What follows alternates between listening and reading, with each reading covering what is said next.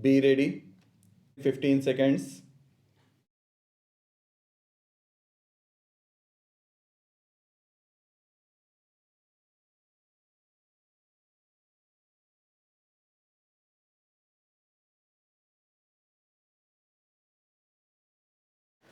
Mr. Deputy Chairman, sir, it was a pleasure to listen to my friend, but I thought that he would launch his maiden speech as the leader of the opposition with a statement that the season for friendly opposition has started.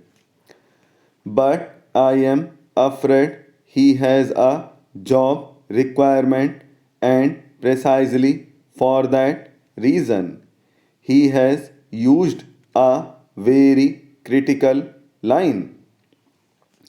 He has said towards the end that he was impressed by the finance minister's speech, but he was disappointed after reading it. My submission is if he reflects deeply and dispassionately, he will again go back to his initial reaction. He will remain impressed, perhaps more impressed than what he thinks he should have been.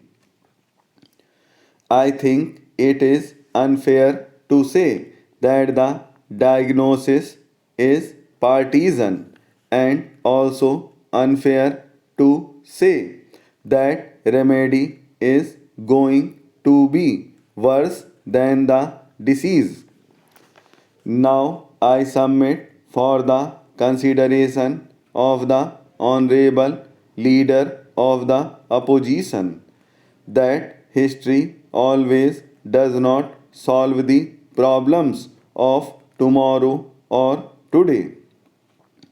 His basic thrust has been that there is a problem. The country is facing crisis and economic crisis, fiscal crisis, the foreign exchange crisis. It is good to confess that we have a problem. Who contributed how much is a matter of detail. That is a matter of debate.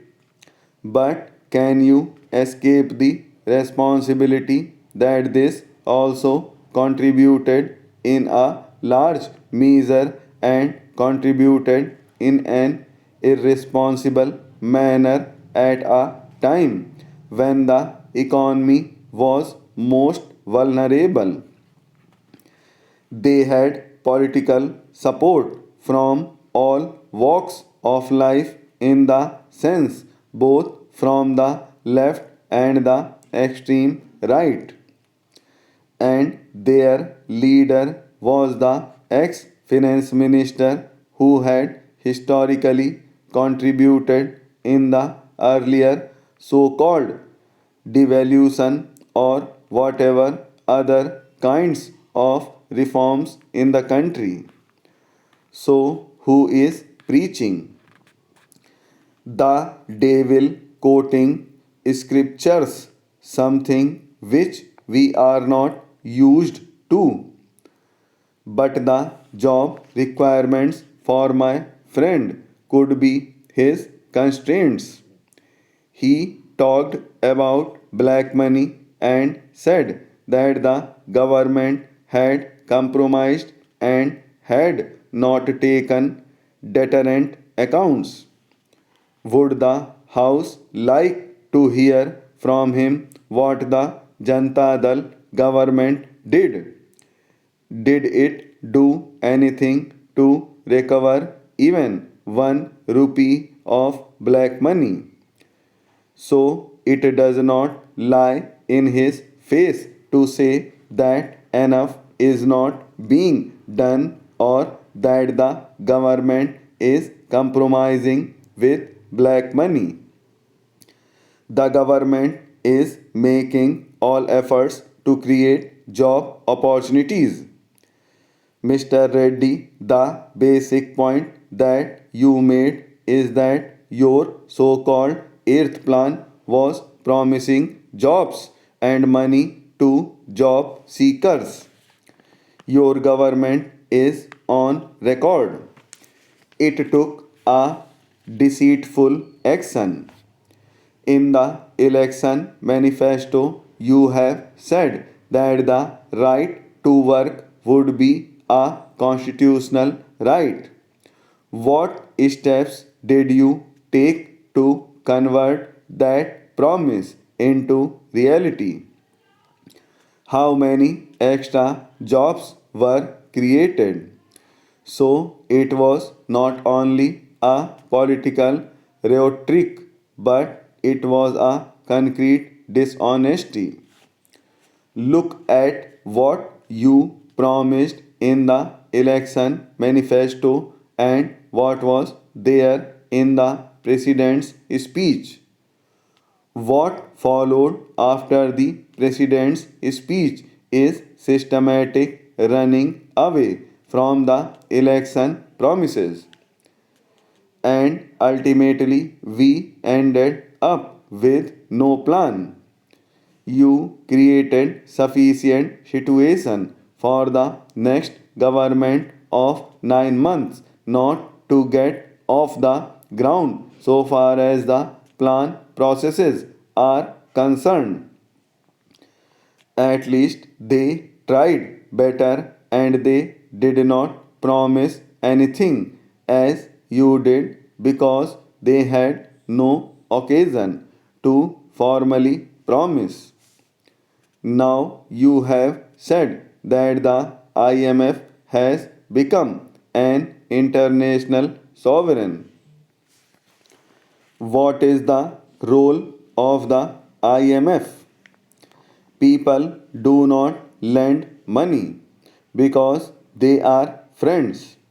They lend money on the basis of your credit worthiness. And today, the IMF's signal is required for the rest of the world to revive faith in the Indian creditworthiness, which you have eroded first by talking aloud and irresponsibly from the house top that the coffers are empty. Even a destitute does not say that his coffers are empty.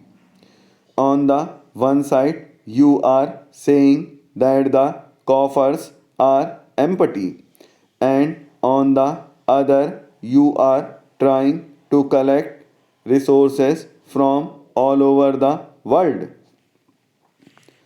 Secondly, not only you shouted that the coffers were empty, whether they were empty or not, but you took sufficient step to deliberately make them emptier.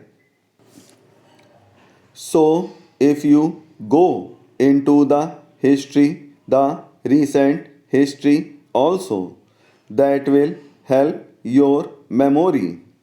That will also help in moderating your reaction to the budget proposals and taking a more mature, responsible, and national oriented posture towards cooperation and the enthusiasm behind cooperation so far as economic reforms are concerned. I am glad that he has taken note of three crises: fiscal deficit, price rise, and foreign exchange. Let me remind him that in 1987, when your party came to power, what was the price situation? And when you left, what was the price situation And when the Congress came back to power after yours, what was the track record of the government? What did the government do? We are sure that you have repeated the history of 1987.